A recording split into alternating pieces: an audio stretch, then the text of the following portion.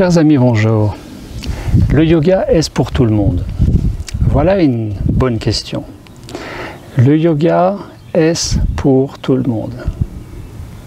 Qu'est-ce que vous en pensez? Qu'est-ce que vous auriez envie de répondre? À quoi est-ce que vous pensez d'emblée par rapport à cette question? Le grand public, le plus souvent, va objecter, avoir tendance à répondre plutôt par la négative, en mettant en avant l'aspect souplesse. Il faut être souple pour faire du yoga. Eh bien, pas forcément. Ce n'est pas un prérequis indispensable pour s'adonner au yoga, étant donné que moins vous êtes souple, plus vous pratiquerez du yoga, plus vous allez devenir souple. Donc, ce n'est pas une condition que d'être souple pour accéder au yoga. Bien évidemment, dans la souplesse, il y a forcément les tissus conjonctifs, il y a l'aspect articulaire, musculaire, tendineux bien sûr, il y a la sollicitation du squelette, il y a la mobilisation de l'organisme tout entier, mais il y a aussi et surtout, souvenez-vous, l'alimentation. Le régime alimentaire 3V, végétal, fruits et légumes crus, cuits, etc., etc. Vous connaissez ça par cœur, le fait de jeûner une fois par semaine, assouplit le corps, rend le corps plus élastique. Et puis, les émotions. Les émotions non gérées, non digérées, et qui plus est compensées par l'alimentation ou par toute autre béquille, alimentaire ou autre, va acidifier le corps. Et tout ce qui acidifie le corps va le rigidifier. Donc, nous enraidir. Pensez que le yoga est proposé, animé, en maison de retraite pour les personnes âgées, à mobilité réduite par définition, que ce soit dans le lit, dans le fauteuil ou sur chaise, ou dans le meilleur des cas sur tapis, au sol. Pensez que le yoga est aussi pratiqué par des professionnels de santé auprès de personnes handicapées, dans des institutions, dans des établissements spécialisés, dans les hôpitaux. Donc il n'y a pas besoin d'être souple pour s'adonner au yoga. Évidemment, il y a yoga et yoga, ça dépend qu'est-ce que vous appelez yoga. Ce à quoi pourrait renvoyer la notion de yoga, bien sûr. Autre objection à la pratique du yoga, dans l'esprit du grand public, eh bien, il faut être mince. Au vu de ces anciennes praticiennes de yoga et maintenant devenues professeurs de yoga, qui par définition ne sont pas minces, voilà le parfait contre-exemple qui prouve que c'est tout à fait possible de mobiliser le corps dans une pratique et dans un état d'esprit propre au yoga, même quand vous êtes obèse. Je pense à certains stagiaires que j'ai eus, le dernier en date, en Corse en juin 2023, qui se reconnaîtra, 1m80, 120 kg, qui avait objectivement du mal à se mobiliser, mais qui était présent tous les jours pendant les 3 semaines de retraite en juin et qui tous les jours disait que ça lui faisait beaucoup de bien et qui même à la fin de ces 3 semaines a constaté qu'il était capable, puisque c'est un homme, il était capable de réaliser quelques petites postures qu'il n'arrivait pas à réaliser en début de processus. Autre objection à la pratique du yoga, le yoga, c'est pour les Krishnas, c'est pour les hindous, c'est une autre religion, ça ne nous concerne pas. Nous, nous sommes en Occident, nous sommes des chrétiens catholiques ou des athées. Eh bien, c'est vrai que le yoga est né sur le continent indien, qui a ses sources dans les origines lointaines de l'hindouisme, mais pour autant, il n'est pas plus hindou que cela. Et donc le yoga, c'est universel. Que vous soyez chrétien, hindouiste, bouddhiste, athée, etc., etc., juif, taoïste, peu importe, le yoga est accessible à tout le monde. C'est vraiment une voie, une discipline, une philosophie de vie, un état d'esprit, une pratique qui est très démocratique. Et il faut se rappeler qu'il y a à ce jour des millions d'êtres humains qui pratiquent le yoga tous les jours, sur tous les continents. Autre objection à la pratique du yoga, eh bien le yoga, pour certaines personnes, c'est une perte de temps. Évidemment, ce n'est pas forcément facile et ce n'est pas donné à tout le monde d'emblée de se caler au présent, de ralentir, de respirer, de contempler, de s'intérioriser et de simplement lâcher le passé comme le futur. Ça nécessite pour certaines personnes un réel effort et c'est le mérite de la pratique du yoga. Alors est-ce que le yoga serait pour tout le monde? Bien évidemment que le yoga n'intéresse pas forcément tout le monde, mais concerne potentiellement tout le monde. En tous les cas, j'avais envie de vous partager les bienfaits, les bénéfices restitués par ces quelques personnes qui me laissent à penser que vous seriez aussi peut-être concerné par la pratique du yoga. Delphine, qui a réalisé 19 jours, quasi 21 jours de processus pranique en ligne il y a quelques années, et qui, à l'âge de 25 ans, a un diagnostic, reçoit un diagnostic de sclérose en plaques, et qui cherche tous les traitements possibles, bien sûr, pour freiner la maladie, pour la reculer, puisqu'officiellement on ne peut pas en guérir de cette sclérose en plaques, des maladies auto-immunes, je dis bien officiellement, eh bien, qui a constaté avec près de 25 ans de pratique de yoga, puisqu'elle a une cinquantaine d'années aujourd'hui, et qui plus est d'être devenue professeure de yoga, a constaté, d'après ses dires, que la maladie avait régressé et quasi stoppé grâce au yoga.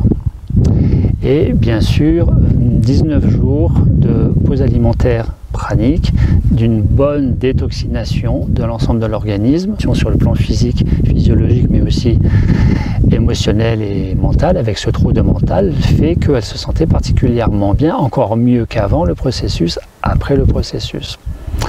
Et puis, souvenez-vous, Gilles, le pranique de août 2017, qui a complètement régénéré son pancréas et qui a échappé à la chirurgie grâce à 21 jours de processus pranique, qui en plus est devenu pranique et aujourd'hui se permet de ne plus manger puisqu'il est nourri par le fait d'être relayé au champ unifié quantique.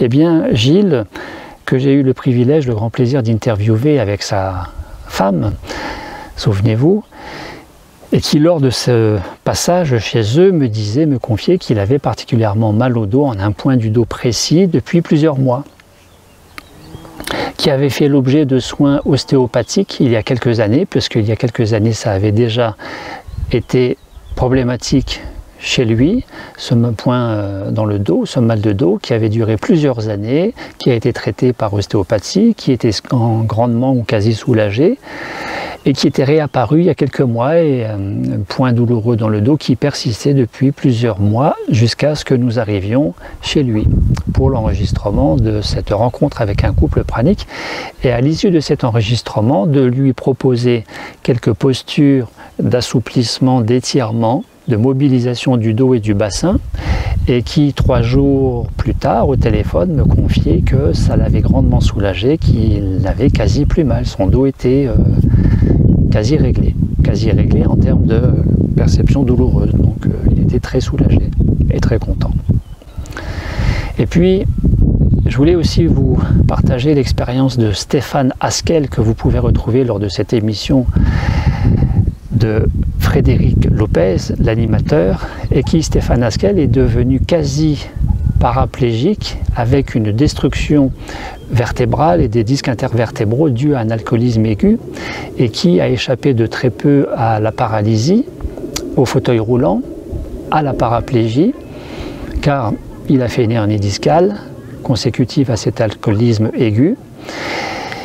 Il a été opéré, et en grande partie, la rééducation s'est réalisée grâce à un yoga thérapeutique auprès de professionnels du yoga à orientation santé. Et Stéphane Haskell aujourd'hui n'est pas paralysé, n'est pas paralytique, n'est pas paraplégique, il marche comme vous et moi. Le yoga l'a sauvé, dit-il. Et qu'en est-il aujourd'hui de Gabriel qui s'est mis au yoga depuis 2 ans, juin 2021, parce qu'un matin au réveil, une certaine petite voix m'a glissé à l'oreille qu'il fallait me mettre au yoga. Non seulement je m'y suis mis progressivement, 1/4 d'heure tous les jours, et puis maintenant 1 demi-heure, 1 heure tous les jours, mais aussi d'avoir introduit les ateliers de yoga en conscience corporelle, en conscience pranique, dans tous les stages de prana, de pause alimentaire pranique, de processus pranique qui ont eu lieu depuis juin 2021 et jusqu'au dernier juin 2023 en Corse.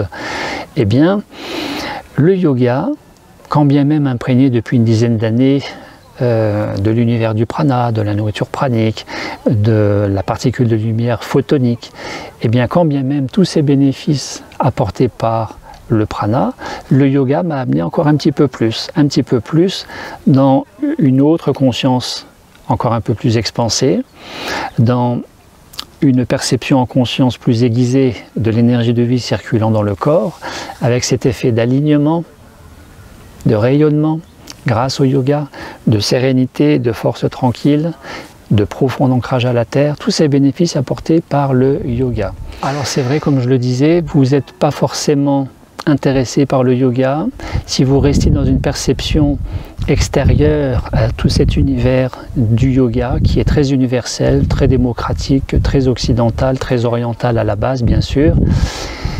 Tout comme moi, qui me suis mis très tardivement au yoga, il y a juste 2 ans, il y a seulement 2 ans, eh bien je ne regrette absolument pas, c'était plus qu'un choix, c'était une évidence, et je ne peux que vous inviter à vous en rapprocher, vous rapprocher de la pratique du yoga, vous accorder une séance en MJC. Évidemment, tout cela dépend aussi de la qualité de ce que vous allez y découvrir comme séance, comme accompagnement, comme accompagnant, comme type de yoga, etc., etc. Tout ce que je sais et dont je peux témoigner, c'est que les stages prana, les stages de pause alimentaire pranique, les stagiaires en processus pranique n'ont plus du tout le même profil qu'il y a 2 ans. Alors non seulement le lavement intestinal la veille ou le jour même de la retraite à laquelle vous avez peut-être vous-même déjà participé fait énormément de bien puisqu'il allège la détoxination, il rend le processus pranique, la pause alimentaire beaucoup plus facile, beaucoup plus légère, mais en plus une pratique quotidienne le matin comme premier atelier de yoga prana, de yoga en conscience pranique, en conscience respiratoire, en conscience corporelle, aide énormément la détoxination, le vécu plus léger, plus facile, plus agréable de la pause alimentaire et de l'aventure pranique. Je ne peux que vous inviter à vous rapprocher de près ou de loin, occasionnellement ou régulièrement, dans le style qui vous convient le mieux à votre niveau de l'univers du yoga. Mais bien sûr, encore faudrait-il savoir de quoi il s'agit quand on parle de yoga. Réponse dans la prochaine vidéo. Merci à vous.